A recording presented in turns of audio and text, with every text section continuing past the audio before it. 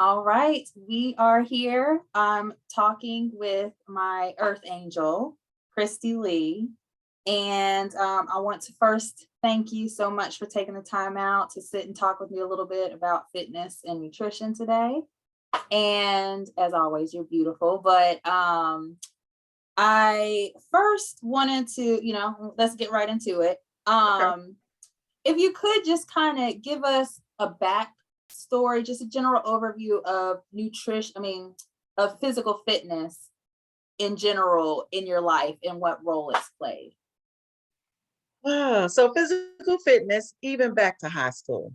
I saw pictures recently. I was looking through something where I was forcing two of my closest girlfriends to do yoga. We were stretching, we had pictures, and we had rollers in our hair. So that was something for some strange reason I was always conscious of, but it's always been sporadic and inconsistent.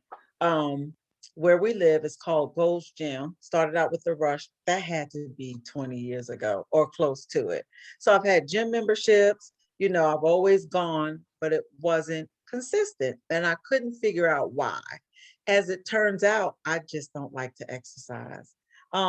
It's just something that for some strange reason I don't enjoy while I'm doing it for several reasons. One, you always have to go to another level, right? So when you think you've conquered something, you really didn't. So it always seems challenging. It always feels like I'm never going to get to a point where I can do these. And two, well, if you're doing it correctly, you're doing it with someone who understands what you need to do with your body. I'm always sore. So, and I don't like feeling sore. I think people like, personal trainers like yourself just love that burn. So it's just been something that I just have not, just didn't like to do. I'm not consistent or responsible enough to do by myself. So I've learned that going into classes kind of help because other people are looking for you. They're asking you where you've been, and then of course, when COVID hit, I ran into somebody as wonderful as you with Workout Buddy. And that also kept me accountable. The thing is, though, is that I realized I'll never like it. So I can't do it off of my emotion. I do it because I have to. So that's literally up until today. It is something that I don't beat myself up about anymore, that I don't enjoy in a sense.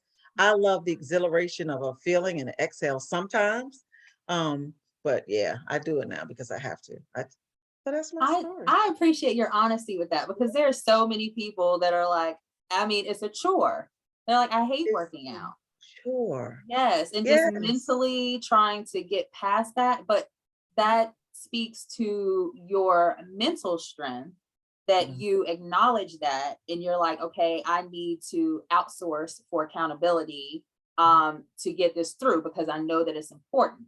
So that's but yeah, a lot of people don't like it. And I'm not one of those people. I love working out. So I'm like, if you do it long enough, you'll like it. Well, that's obviously not true, but you appreciate it though.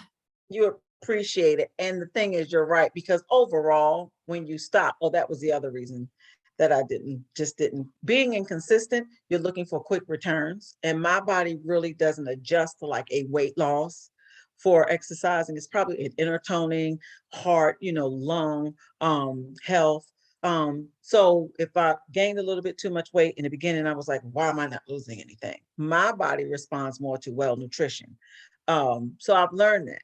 Right, but that was the other thing, just the fact of thinking that it's a chore, that you don't have time. You kind of get into that cycle of just, I can't get this done. I'm not going to get it done. It's not paying off. I don't see anything until you really learn your body. You find wonderful people again, like you, or personal trainers who really train and understand they get to learn, who you are if you're honest enough to help you with your goals. So that's probably one of the biggest reasons. Just where's the return? Like, why haven't I gotten smaller? Why do I look larger? Because sometimes, depending on what you do, it seems like you'll beef up a little bit and it looks like you're gaining or you're getting a little bigger and then it goes back down. So that was a good point. Yes, and that was a good point that you made too, as far as the nutrition part. As a lot of people, when they make the decision or they say, I need to lose weight, I need to, get healthier, the mind automatically goes to exercise, which is an important component, but it's not really gonna do you any good if your nutrition isn't on point as well. And by on point, in moderation, I'm not saying you have to go, raw vegan and, Right, just right. chugging protein shakes all day. But they do go hand in hand. And and I think that's the thing too, like you just pointed out, that some people their body responds more to one than the other, Mhm. possibly. So yeah, that combination is really ideal. So I really want to talk with you about cancer. That's been something that I've been more passionate about recently, since my diagnosis. But Congratulations, by the way. thank you. Yes. When I first met you, that I learned that you were a breast cancer survivor. Congratulations to you. And so if you Yes. could talk about a little bit about your diagnosis, how long it's been, what your experience was with that in regards to your physical health, and did you exercise or anything like that? So I was diagnosed with triple negative breast cancer. Triple negative is when it's not hormone induced. There's nothing hormonal about your body. A lot of them can be too much estrogen or just estrogen in general. Um, I wasn't going through menopause. It is just basically genetic. I've had two aunts on my father's side who had breast cancer, the same breast, the left. And while I was on chemo, I was diagnosed. I had a first cousin on my father's side that was diagnosed maybe 4 months ahead of me. So we were both going through the transitional phases of, what our body needs and all that. Mm. Unfortunately, she had lupus. And one of the things that I learned going into having something like a disease like cancer is that you have to come in what they call healthy. So because she had lupus, she couldn't take any of the treatment. And while I was on chemo, she passed away. Oh. So the reality of when I first got diagnosed, I'll never forget. I was in this room. I call it the funeralizing room because there were the tissue boxes and the floral chairs, and I was like, well, why are we in here? But I already knew because the pathologist and the doctor who had taken some of the pictures when I found the lump had told me that day that I had breast cancer because they called her Eagle Eye. She was Dr. Eagle. She could tell just by the way that the mass looked. Oh, So wow. literally when I walked in, we had an appointment for the official once it was the pathology report came back. My mom, my aunt, and myself, she was like, you have breast cancer. And I said, well, I know that. And she said, well, you're very healthy. And I stopped her. I said, I can't be healthy with cancer. There's no way. You can't get this. I compared it to like high cholesterol, high blood pressure. It was a disease, diabetes. And a nurse was walking by and she poked her head, and I've never seen this nurse before or seen her since. And she said, I would rather treat a healthy person with cancer than have to treat those with high cholesterol, high blood pressure. So it kind of gave me the understanding of what that meant. But I was diagnosed February of 2012 Oh, and your had just had, anniversary is coming up. yes. Wow. Oh, yeah. I never celebrate. That's Well, I guess that's crazy. not anything you really want to celebrate. I guess you want to celebrate being done. I don't know. No, there's something to celebrate. I'm still here. I got tattoos all Right. over myself with the date. Yeah. Like I need to celebrate. But I was headed to the NBA All-Star game. My mom used to work for the NBA and I went every year.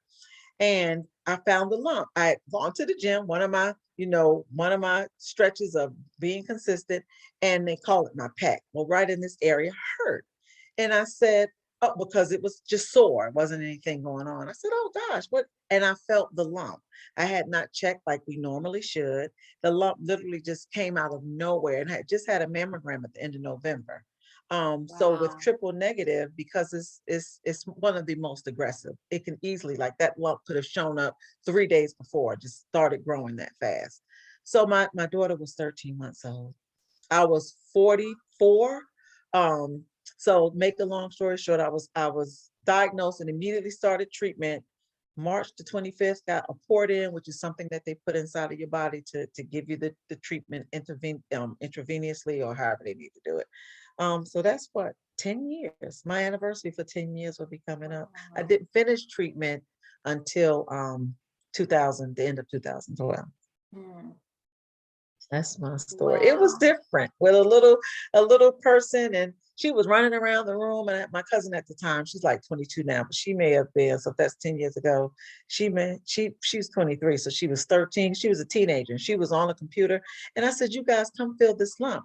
I have breast cancer." It's something in me that just knew it. I don't know why. And she was like, "Cousin Chrissy, no, you don't." And I tried to stop London. Let me come fill them. She just running because she's 13 months. Right. I She don't will say though, I have been getting mammograms since I was 15 because I got lumps, and they just said that they were natural Oh, cysts. Looking back, I'm thinking that probably just was something. I'm totally convinced that if I had not gotten pregnant later in life and just part of that hormonal transition brought it out, I would have still gotten diagnosed going through menopause about 50. Like it was inevitable. I think it just happened at that time because I was a late, mother in pregnancy at the age that I was. So now the way you sum it up like that, it's like yada yada yada, but that was, I'm it sure. was, I mean, it wasn't traumatic, and I don't know why. I can't figure out why it wasn't so traumatic, specifically knowing when she took the biopsy. She got on the phone with my sister and she screamed and hollered and cried. She was a nurse. I had to get on the phone and calm her down. And then when my mom and then we walked in and they saw the tissue and they saw the floral chair. We were the last ones in the office.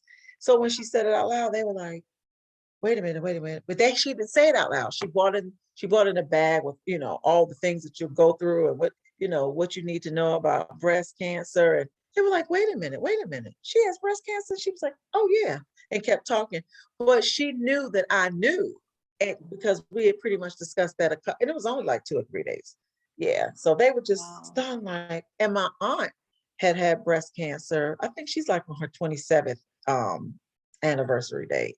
wow. But mine was still linked to my dad's side. So Something that you just said, as far as when you were saying the idea of being healthy and going into this healthy, and I I've been trying to express this to people, and it goes in one ear and out the other, rightfully so, because you don't really think about it until you experience it.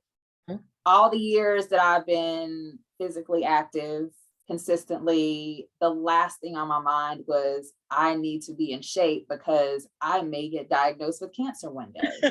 Right. But I tell people, like, when you stay ready, you don't have to get ready. And when you have a diagnosis like this, it comes from left field. It's not anything like, okay, there's a possibility you might get, you might get diabetes, you might get high blood pressure, you might get cancer. So just in case, go ahead and start actually, exercising now.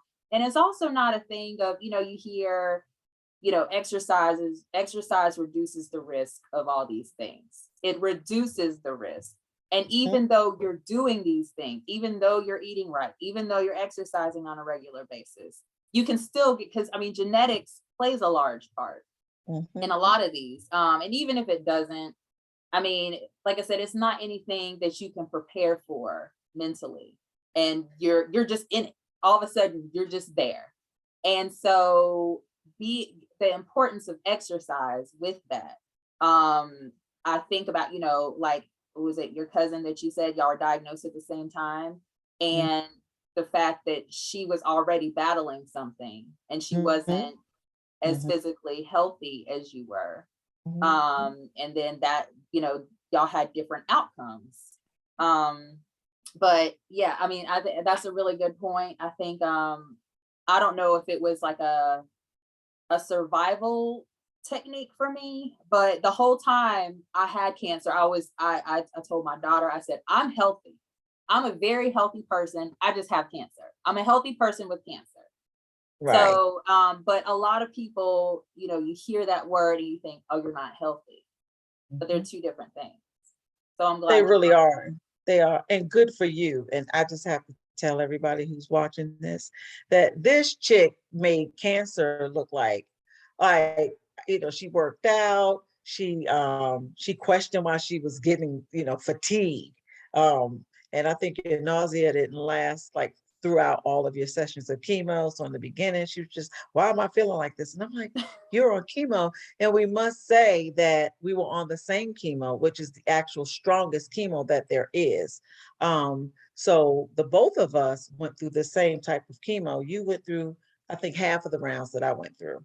And up until, all my hair fell out. See, you didn't go through literally every part of my body. I was totally hairless, eyelashes, eyebrows, from top to bottom. The first couple of rounds was just fatigue. And then they switched me over to another type of chemo.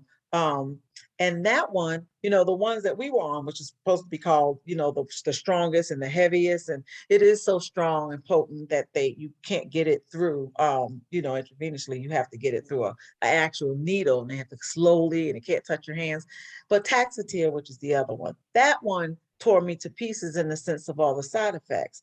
My nails went numb, my scalp started hurting, my toes and feet started hurting. But because they told me I had to get 16 treatments, I was not stopping. I would lie and say, I'm fine. And then it got to a point with my friends, because I still traveled, I still went to work except for the 2 days. Chemo was on a Thursday, every other Thursday. I didn't go on Friday because, as you know, you can't be out in the elements, but I would go in Monday through Friday. I'd wear my little scarves, I'd wear a little hat.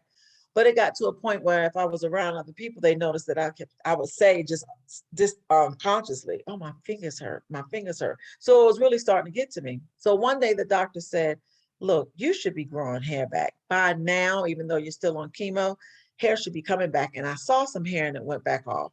It's off. He said, this is chewing you up. We're going to stop. And I was like, no, I want my 16. And I was on number 15. He said, it's at some point, you're okay. Yeah. He's like, we hate telling people a certain amount because they stick to that. And then they feel like I'm going to die or Yes. I want all my treatments. It just depends on your body. So I actually worked out as much as I could without the fatigue. I did work out with, the neuropathy is what it's called, when you have the pain and you have the sensations. I didn't lose any nails. They didn't get discolored. I actually still went and got manicure and pedicure, stuff I wasn't supposed to do, but I bought my own stuff. I made them bleach the water before they started with me. And I'm assuming that helped. And I ran and trained for a 5K my treatment ended in August for chemo. And I trained like 3 months, 2 months in the hot sun for a 5K and ran it, never stopped. I have yet to be able to do that today. I've gone into 5Ks thinking, oh yeah, and then I stopped. I'm just like, I think it was more of a psych, I was psyching myself out, and I was toward the end of chemo, and I had all my great gospel music on, and I pumped that thing. Until this day, people can't believe, they saw me ball, but I was still in treatment. I was still on chemo. So I did what I was supposed to do when I needed rest. I got rest. Somebody started watching my daughter for me that whole weekend. She would come back on Mondays. And just your support system and love that you have is huge. Like for those that you have that help you, for those that you have that just check on you. But everybody fell apart. Like everybody, I found myself consoling people. You know me in music. I would send out music and a hit list, and they would just be like, just falling apart. Like I ended up consoling just the masses I versus believe them. it. Yes, versus them just saying you're gonna be fine. Because I made it. I told God, I am going to survive this, and I am putting you to the test. And I want people to see me, but see me show you through this, through this journey. And obviously I nailed it. Now I nailed it because a lot of people didn't even know. Like if they saw me, they didn't know I had cancer with no hair. Wow. Like, oh, I You thought know, you made a choice to just shave yeah, it off. maybe right, or maybe no eyebrows, no eyelashes. Maybe I think they thought that I had alopecia. I was just like, yeah, I'm going through treatment now, so you know. I think about like I said, just my newfound passion for helping people, not just with cancer, but with other chronic illnesses, some that we've mentioned today. And it's hard because you have people in the beginning, even who aren't diagnosed, who mentally can't wrap their mind around working out and changing their diet. Like, I don't even want to do that. But then, you couple that with somebody who's going through treatment or who's gone through Fading out a treatment, little bit. hmm? Can you hear me?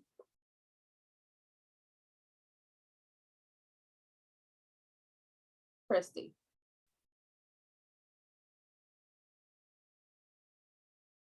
Can you hear me?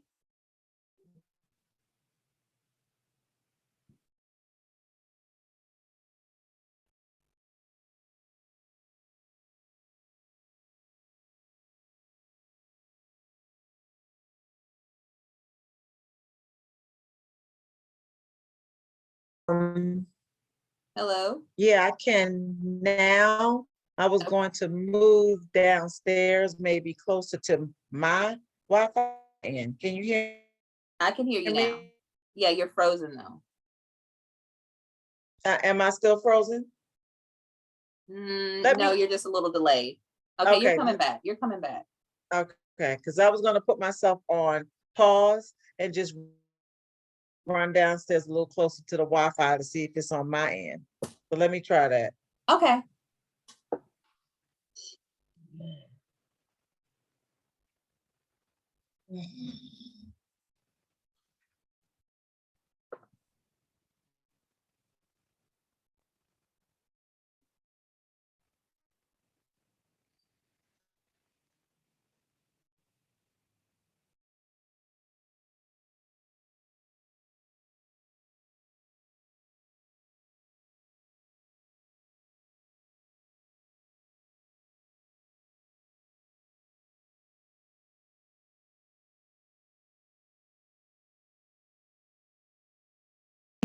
Can you hear me?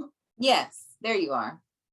Maybe it's, all the struggles I I've had. know. I I have know. AT&T and the same thing is happening. Thank you for your patience. So I Oh, think no it might be a problem. little No problem. better because I'm closer, but I shouldn't have to Okay. sit under the box. Right. Yeah, it's It's 2022. Wi-Fi. This one's, I do think it's where I live. I live very close to the airport, and my phone Mhm. won't work unless I'm on Wi-Fi. I really think the interference is just because of where I live, I think so honestly. too. Yeah, yeah. So thank you for bearing Um, with oh yeah, no problem. But yes, I think that yeah, it presents an extra challenge to me. people Mhm. who are going through treatment or have gone through treatment who are experiencing short-term, long-term side effects Mhm. to wrap their mind around, okay, now you need to work out. But the benefits, I mean, like we just talked about, being in generally good health before you go into it, or not before you go into it, before you're thrown into it. Mhm. And also with the energy, you preparing for a marathon while you're going through chemo. I mean, that, and just your mentally, your headspace. I think that has a lot to do with, I was thinking the other day, it seems like I got more done when I was on chemo than I do now. But I think that was just because I was trying so hard to just keep up and be normal. What you But now I'm think like, I'm is tired. normal, right? It's Tired. I don't want to do yeah, it. I'm good. I ain't yeah. going nowhere. I'm good. I'm good.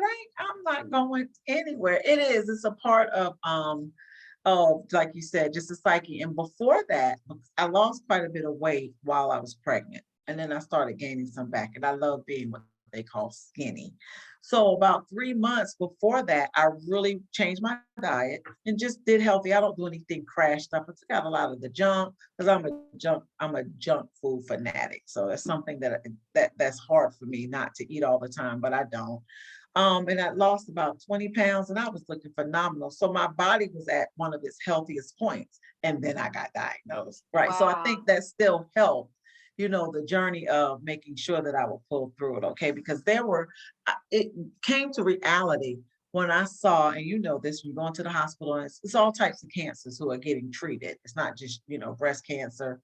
And I saw people who had diabetes and who had just all kinds of other issues who were struggling with chemo or could not get it for that day, or had to get amputations because it was messing with their diabetic, glucose level. And I learned at that point, I realized what they meant.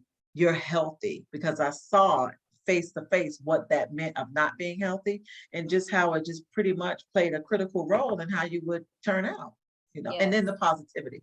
You can heal a lot just by thinking positive and thinking that the other definitely. side is wonderful. So you can. Definitely. Yes.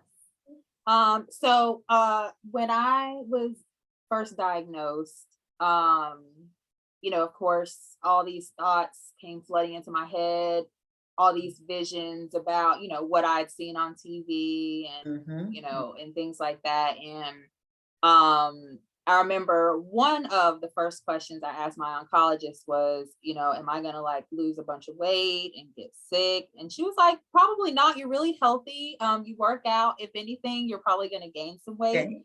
She's like, you'll probably gain about, you know, 10, 12 pounds. I'm like, okay. 22 pounds later. So what was your weight experience like on chemo? I just, I gained almost 60 pounds in 3 months. They pumped me up with, and I think they did for you too, just this crazy amount of steroids, an Steroids. unbelievable amount. And then I lost my taste. I could not taste anything. So they said sugar never loses its value. And even if it does, it's still sweet, right? So I just started doing a lot of sweet eating because a lot of things they tell you when you lose your taste specifically from something like chemo, it may last for a long time and thereafter. Don't eat things that you really love because your brain will associate it with not being, something good later. And that was I love salmon. It took me, I think I started eating salmon again maybe 2 years ago Oh, because it was wow. I didn't listen and it just took me too long. Like I couldn't associate it with a good taste because I didn't have one. So I was a junk food eater anyway. So I don't think I ate like a lot. I ate a lot of M&Ms and I drank a lot of milkshakes. And I gained 60 pounds in 3 months. Like I Wow. just blew up. It was, and when you gain weight on chemo and you're coming in unlike wonderful people like you who really take the time out, you're coming in toned, like you're coming in with the muscle mass that you need. I didn't have that. So it was just very fatty. It was it was the hardest thing to lose. It took me 3 years. I literally didn't lose a pound for 3 years. And I did things like a boot camp and I rode a bike Oh, every day in the hot wow. sun and nothing. So it just, and that was traumatizing, so because you think, oh, the journey's over, I'm done with, treatment. Now my life is going to begin. What you didn't realize in my case, for a year, everything was mapped out. You didn't have to think about anything because you were on a program and a regimen, even if it was one that you wouldn't want to. And once it was over, you were good. You were like, you didn't know the outcome of what can happen to your body because although chemo saves your life, it also kills a lot of it doesn't know which cell to kill. So it kills the Kills good all and the of bad. It does all of them. And, it has a bad rap. And I'm quite sure it should, but it saved my life. them. Yes. So, it's this, what is that? That hate love, love and Yes. hate relationship.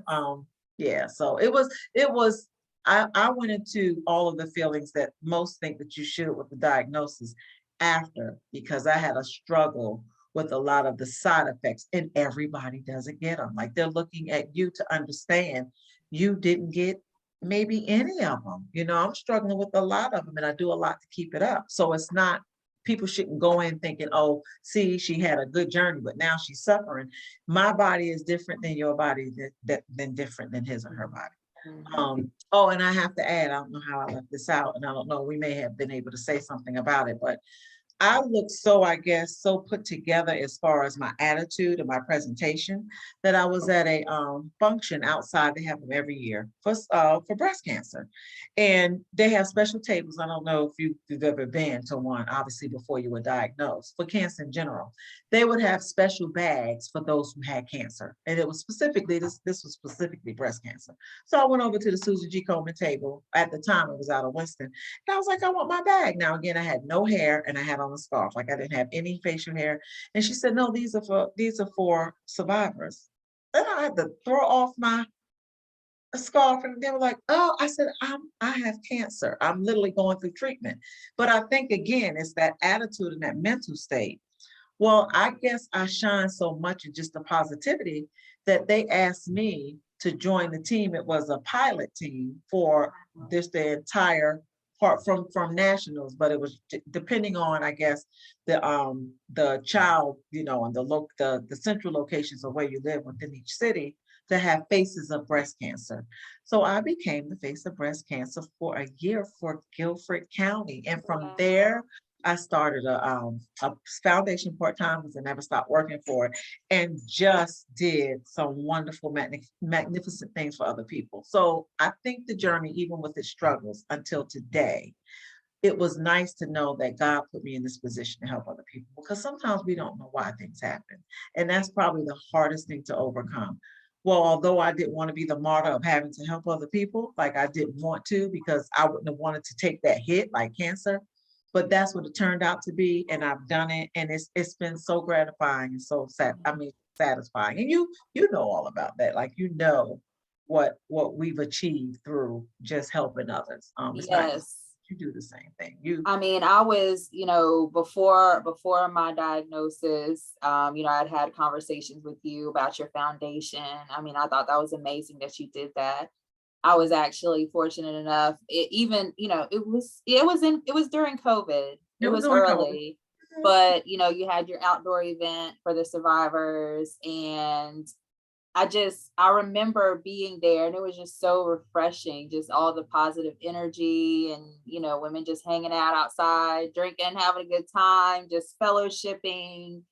And, I look back at that and I'm like, wow, I had cancer at that point in I time. didn't, I didn't I didn't even, know it. I know, isn't that crazy? I was a survivor too. You're a survivor, yes. And you tell me I'm your guardian angel. Like you are the one that when I'm freaking out about other things that I have going through, like you're like, no, we're gonna keep doing this. Or you listen, you had cancer, and I'm coming to you with some other stuff, and you're just steady listening. And sometimes I would catch myself like, why are you telling this to this girl? Like she is going through, even though she's doing it, it's still the medicine changes you, it still makes you feel bad sometimes. And I was just like, so you were just like the picture perfect person to have to watch go through a journey that I went through. And I was still very amazed.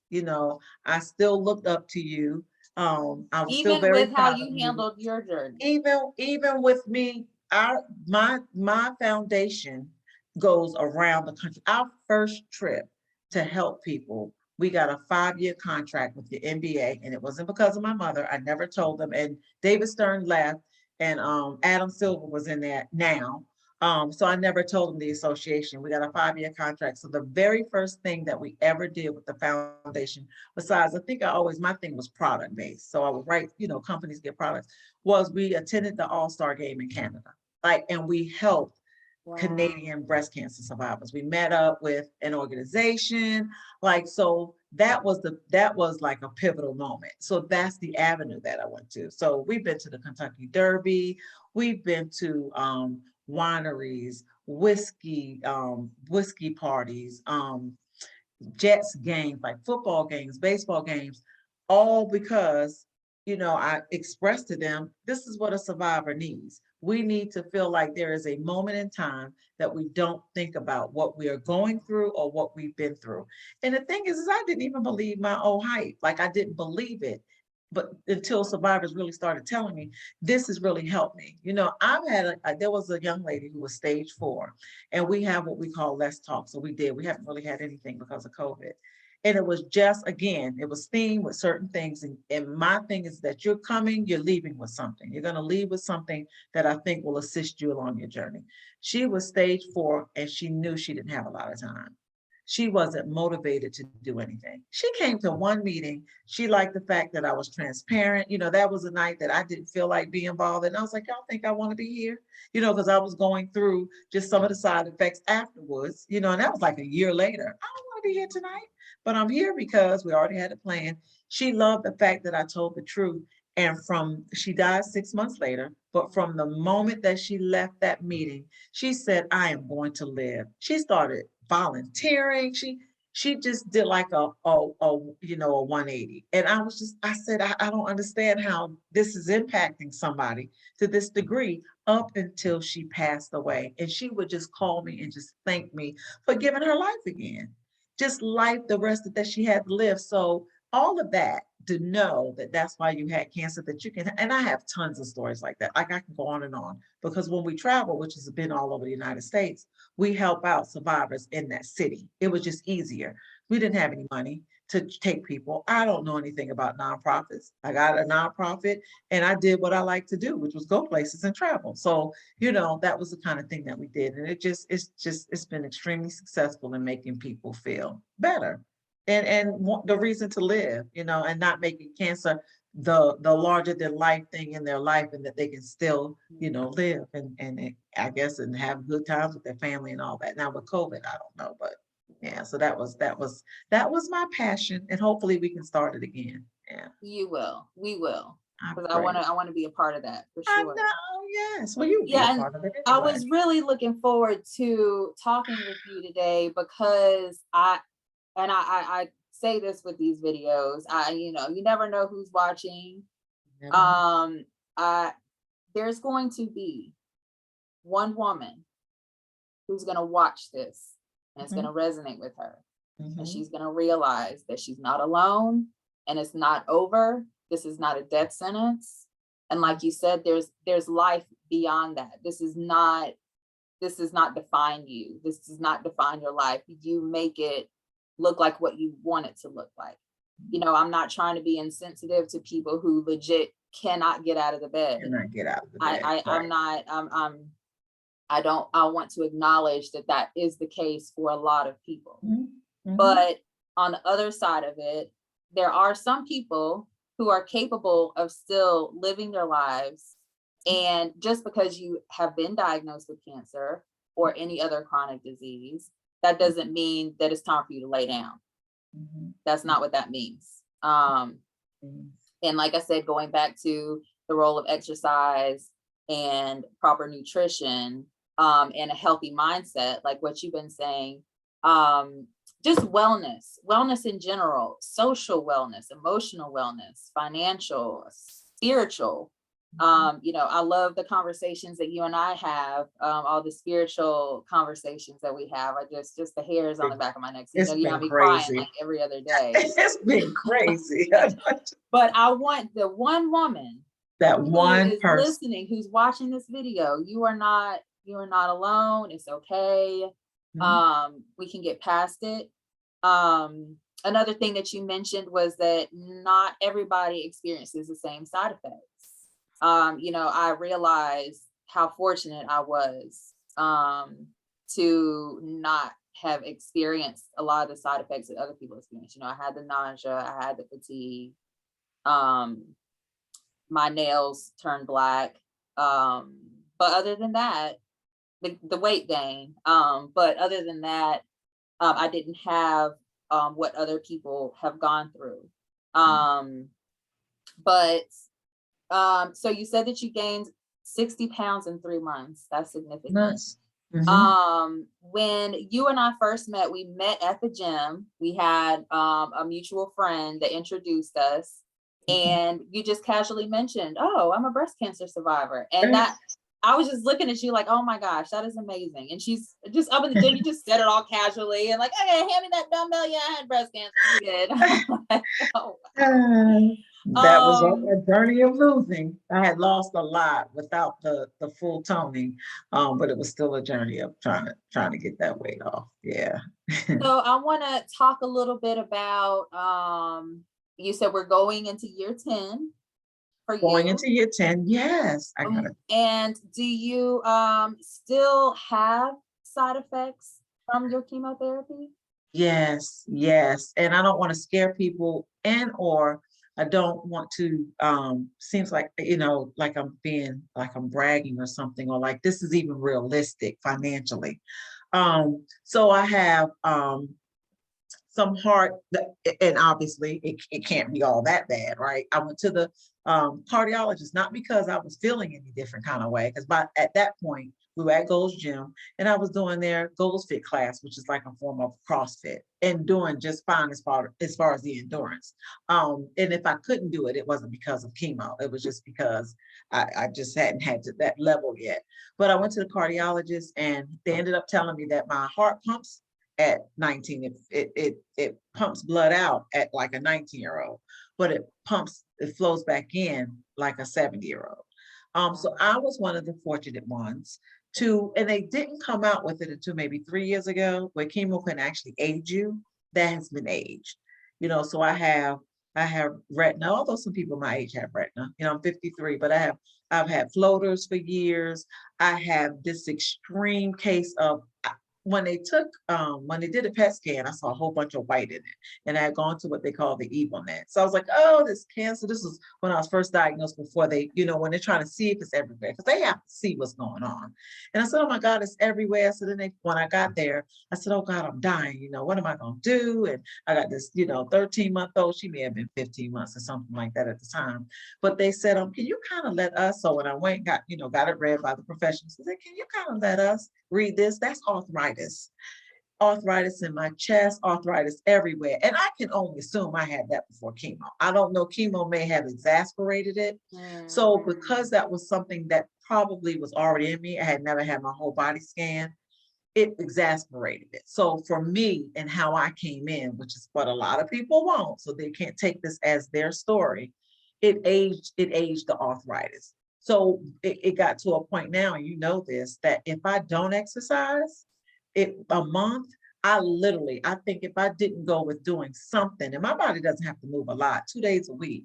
If I stopped that for, I think, 2 months, I think I would almost have to be in a wheelchair or a cane or something. And that's from chemo aging what I already had in me. Because I just don't, I think they told me that had nothing to do with chemo. Like that arthritis was arthritis. So that's why now exercising is important. And I think even though I still may not like it and I may not be as committed some days as I should be, and that's where Workout Buddy comes in, I know it's something now that I have to do. And if I could say something to anybody who's struggling like I do with exercising, and this may not change your life around, because it probably wouldn't have mine, I would prefer that you join like a workout buddy, somebody who's responsible. Vic is also compassionate. It's not just like work out with me, give me your money, but you're compassionate about the person to do it before you are forced to have to do it. Like, so now I have to do it. And if you can get into that mindset of just doing something, anything to just kind of keep your body moving, to get into something that you don't like, that you are halfway consistent with, and have to do it, it becomes less of a chore. You may consistently not still like I said, commit and really motivate to it like you should. But I just saw it in a different mindset, because when I would stop, like going to CrossFit, and if I would stop, and that's endurance city, that's high end aerobics, I would start feeling it. So I did things like, and I still do massages, chiropractor. I did, and so did you, acupuncture during chemo. I do all types of things like that. I do Workout Buddy, obviously, because I'm combating all of the things that happened that chemo exasperated, right? But I know people aren't as fortunate, and I don't know how they would, I don't know how they survive every day with the side effects that I would have to live with, because this is expensive. Like, it's only by the grace of God. I look back and I don't even know how I halfway paid for this stuff. But it's, I'm keeping my body in the condition to survive what chemo may have exasperated. So, and then went back to the cardiologist. So real quick. So he was like, so do you have, because they told me the diagnosis, and he said, do you have a hard time? Do you get tired fast? And I was like, yeah, I really do. Oh my God, this is affecting me. So the nurse came in to give me my last, vital thing. And then my cholesterol, that runs completely in my family, was like at 199. He said, look, with this issue, if it goes over 200, we're going to have to put you on medication, because we can't have it flowing in slowly and you start getting clogged up arteries or something like that from cholesterol. So the nurse was in there, and she said, oh, it says here that you've been having issues, so we got to, bring you back in a month. And she just started talking to me, and I told her how I did a CrossFit class.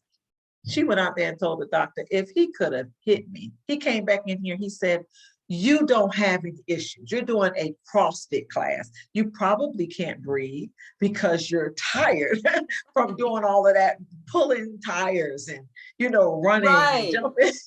He was so pissed. He was so pissed because as a patient, we don't tell everything, and we don't know to tell everything. So when he said it, I was like, yeah, sometimes I can't catch my breath after I finish exercise. They were like, that's the class you're taking. Like, that's the whole point. If people can't just naturally do a CrossFit class, even if they've been working out. So I was like, oh, well, it doesn't bother me. And it really does.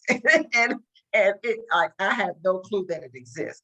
I went into it because we had a couple of people who had heart attacks in our group from damage of chemo. So there's one person that's on the board. She said, look, Christy, we got to go get it checked out. So I didn't even know, like I didn't have any issues.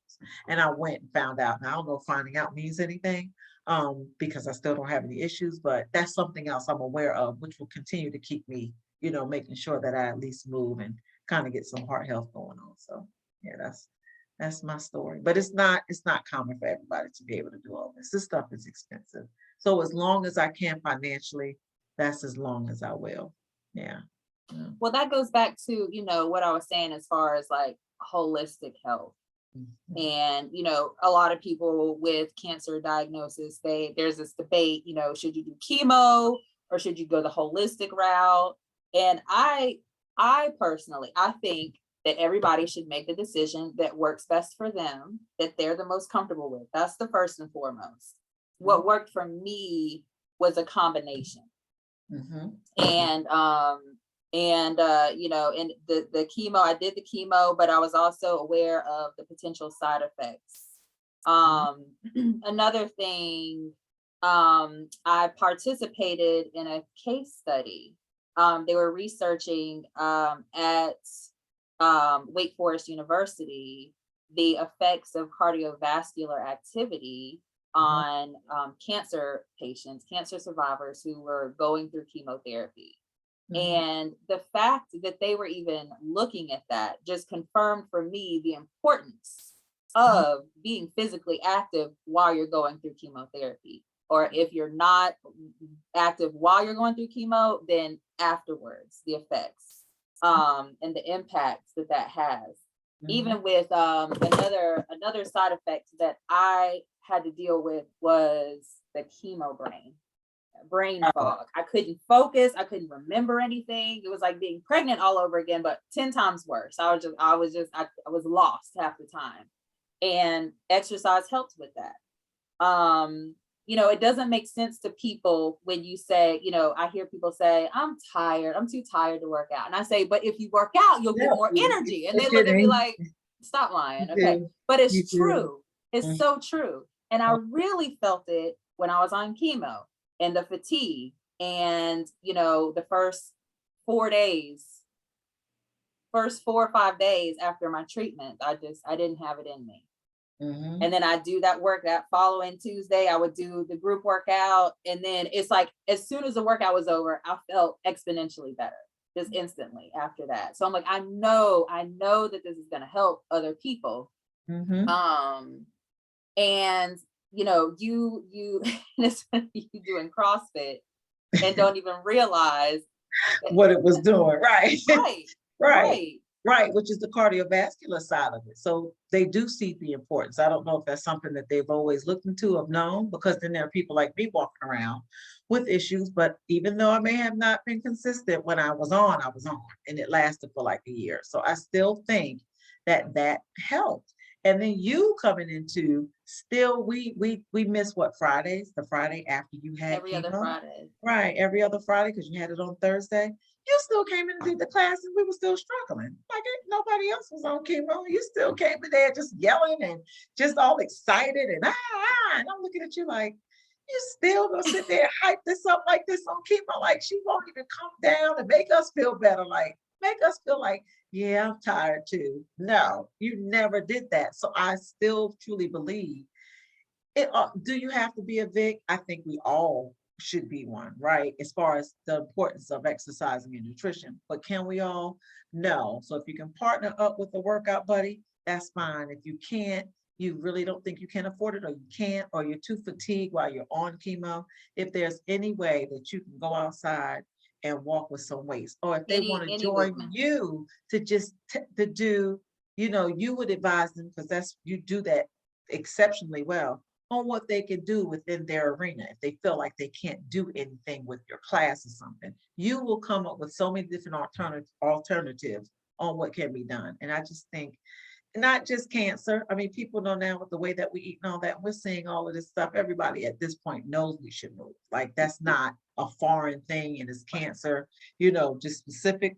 But It's still not easy, even when you know that you should do it. It's not. But now, again, I have to, and from a recent surgery I just had, which was a good one. It's not a bad thing. I am breaking down. I wanted to tell you, text you, my little sciatica is starting to come back. And I'm like, and I noticed today, Vic, that I don't think that you even send me the links. You'll send me the workout later, but you don't send me the links because I'm like, if she sends me those links, I'm getting on that class. And I said, wait, she Girl, doesn't. you need to go sit down somewhere. I'm not Yeah, sending you because I anything. Your doctor said 6 weeks, then I'll send you a link in right. 6 weeks. But I'm already starting to triple up, and I'm like, oh my God, what am I going to do? This is good. So I did do a little bit of yoga last night, not a big Good. movement, one that concentrated more on breathing. And, you did little arm stretches and stuff like that. Cause I'm like, it's time for Good. me to do You got to something. do something. And then walk. Of course, again, you beat me when you can.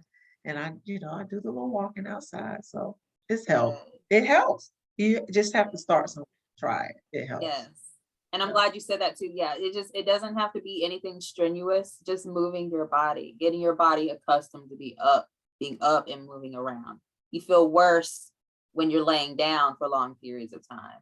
Mhm. And That- as I know it's easier said than done, but that's how, in the conversations that you and I have had, and just seeing you, and you even outside of, I don't like working out, but you realize the benefits beyond, Yes. what weight you want to see on the scale or what size you want to be. Like those things are nice too.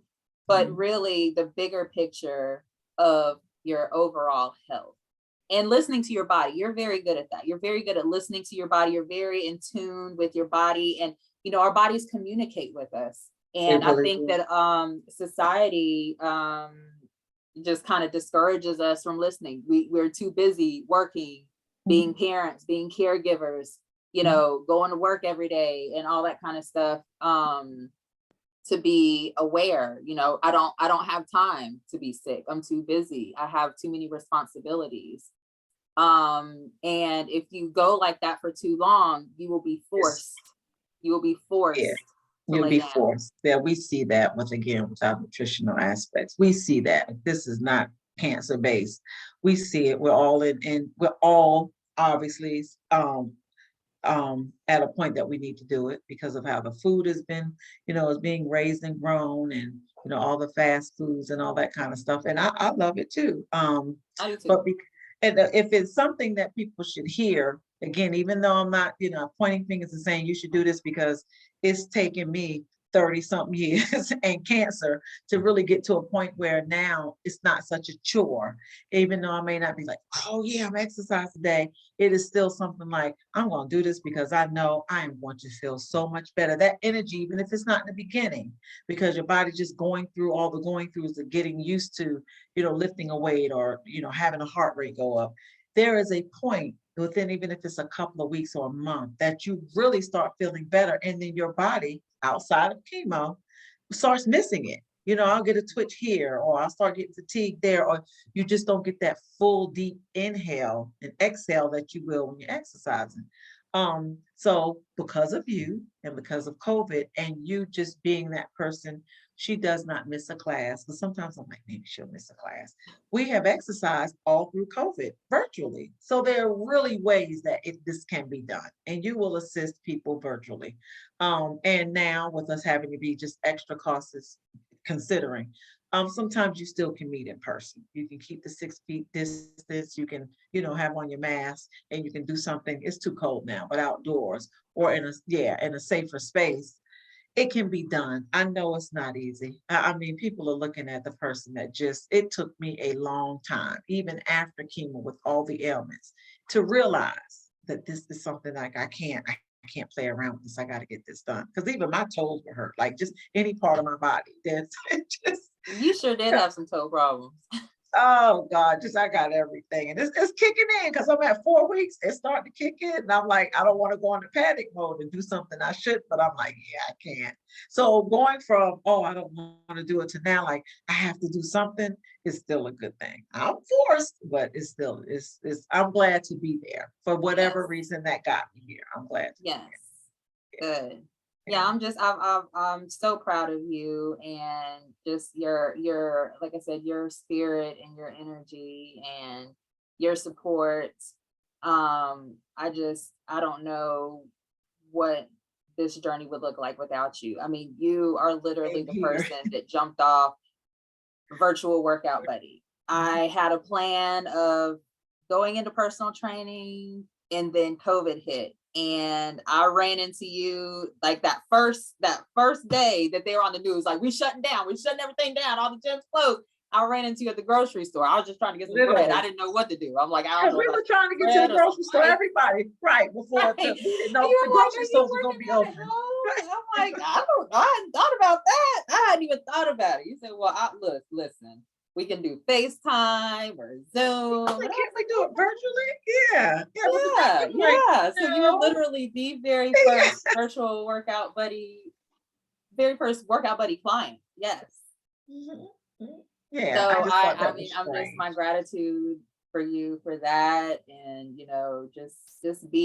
just being by my side through everything. I just really appreciate you. And I just, I see who you are for so many people. And, like I said, I was just looking forward to talking with you today, and I'm looking forward to sharing this video, because there's going to be, Yes. there's going to be somebody that watches it, even if it, like, I just go into it, even if it's just one person. I don't expect to get 10,000 views or 50,000, whatever. I just need for that one person who this was meant to be had. This conversation was meant to be had for a reason. We don't know it yet, but there's going to be somebody that watches this video and they're going to say, oh my gosh, they are talking to me. This is for me. This is even for you. if they fast forward, because I'm that person. I'm like, oh, that's too long. So I kind of see it. I'm like, oh, it starts out good. If they fast forward through and stop, they'll always get something meaty that they can take with them throughout this whole thing. So that's also important. No, you don't have time. No, I don't want to do it. No, TikTok is quick. Everybody has this quick, but they'll fast forward through this and they'll still be able to get something out of it. They will. Yes. They will. And you keep talking about me, but I think until people really experience you, they don't really realize all that you give past exercise and just the holistic of a friendship and support. All of that goes into being holistic. It's not just foods and herbs and good diet and chewing on bark, things that don't taste good, and not eating a potato chip for 3 years. It's not. It is having that support system. And the fact that you joined it at the time that you did lets me know that God was like, yeah, you're gonna need this chick, because you're not done. You got to go through some more stuff. So and here I am, thanks to you. Here I am, because we know it was some crazy dark moments, last year. So, and I still exercise, even though I still exercise, and I'm gonna continue to. Yes. This is part of my life journey now, which I like. I like that it's just not this like heavyweight bag like that I'm carrying around. My God, then you have to be convinced. exercise. You don't have to be convinced. You already know. I just pray for everybody else. I hope it doesn't take 30-something years for y'all.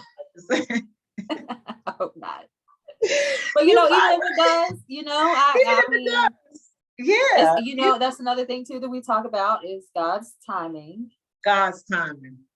And that's, I've interviewed my mother and my mother-in-law, and that's something that we talk about is, as you get older, people say, oh, I'm too old to work out. No, you're not. No, you're not. No, you're not. No, you're not. If anything, the statistics research shows that you need to work out more as you get older, because you have menopause, your hormones, you have osteoporosis, all those things, and weightlifting, resistance training, cardiovascular activity is good for all those things as you get older. So it does. It helps. It helps. Even old ladies, I always ask Vic, is there a little geriatric portion of this?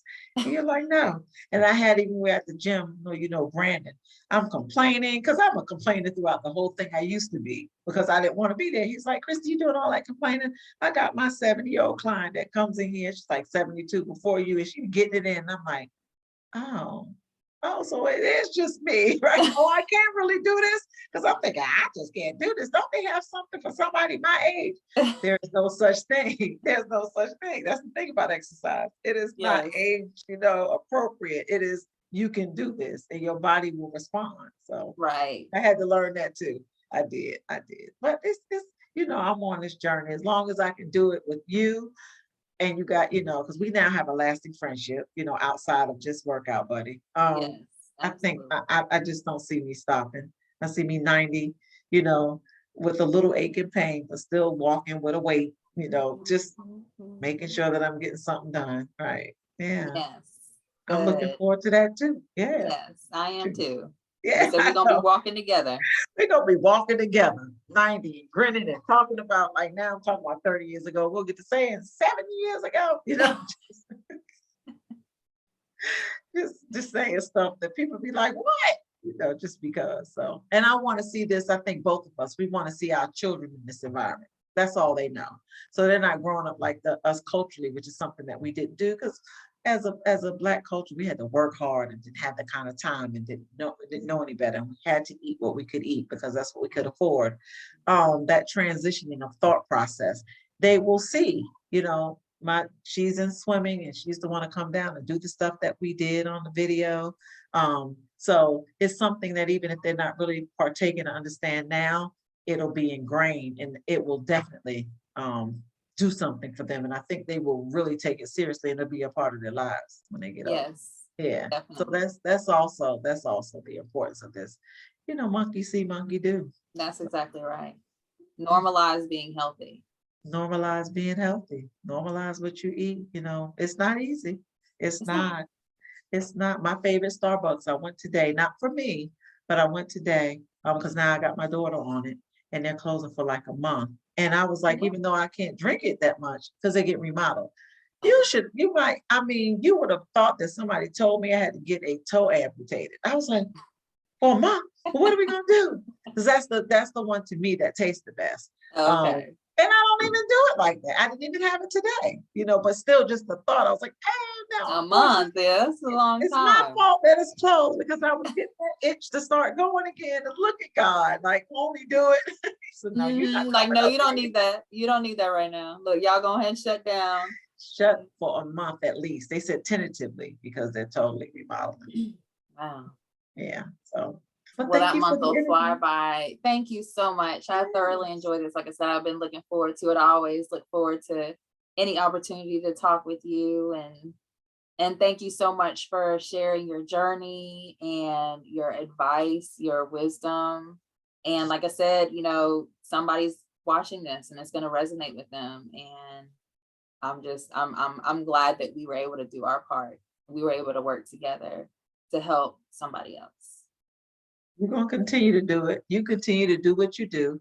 I had to teach you a long time ago, we're not going to concentrate on likes and how many people follow.